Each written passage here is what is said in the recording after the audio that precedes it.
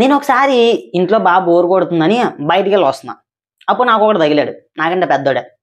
కనిపించగానే ఏం చేస్తున్నావు అన్నాడు. ప్రజెంట్ ఖాళీ అన్నా, ఏం చేయట్లేదు అన్నా. అలా ఎలా ఉంటావు, ఏదో జాబ్ చేసుకోవాలి కదా అన్నాడు. నేను ఇంటర్ చేస్తున్నప్పటి నుండి ఈడు డిగ్రీ బ్యాక్లాగ్స్ రాయడం మొదలెట్టాడు. నాది ఎంఎస్సీ కూడా అయిపోయింది, ఈడు ఇంకా అయ్యే డిగ్రీ రాస్తున్నాడు. ఈడు నాకు చెప్పేవాడు. సర్లే ఈడితో నాకెందుకు పోటా అని అక్కడి నుంచి వెళ్ళిపోతున్నాను. సరే అన్న అని చెప్పేసి వెళ్ళిపోయా అంతే. దారిలో ఇంకో తాత తగిలాడు. అని కనిపించగానే ఒక చిన్న స్మైల్ ఇచ్చాడు. ఊరు మనుషులు కదా, సో ఆ మాత్రం పలకరింపులు బాగుంటాయి అనిపించింది.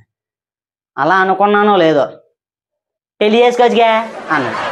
ఏమన్నా ఈయన నాకంటే పెద్దోళ్ళు వీడికి 2 కొడుకులు ఉన్నారు. వాళ్ళు బయట విత్తనాలు జల్లేస్తున్నారు, ఆ విషయం మాకు తెలుసు. ఒకవేళ ఈయనకి అంత కంగారు ఉంటే వాళ్ళకే చేసేయచ్చుగా, మా మీద ఎందుకో ఎంత ఉత్సాహం. పెళ్లి చూపుల కమిషన్ దుబ్బేస్తారు చూసారా, ఆ బ్యాచ్ అన్నమాట వీడు. ఎక్కడ ఛాన్స్ దొరికితే ఎంత వేసేద్దామా అంటే ఇలాంటి మనుషులు కూడా ఉంటారని చెప్తున్నాను.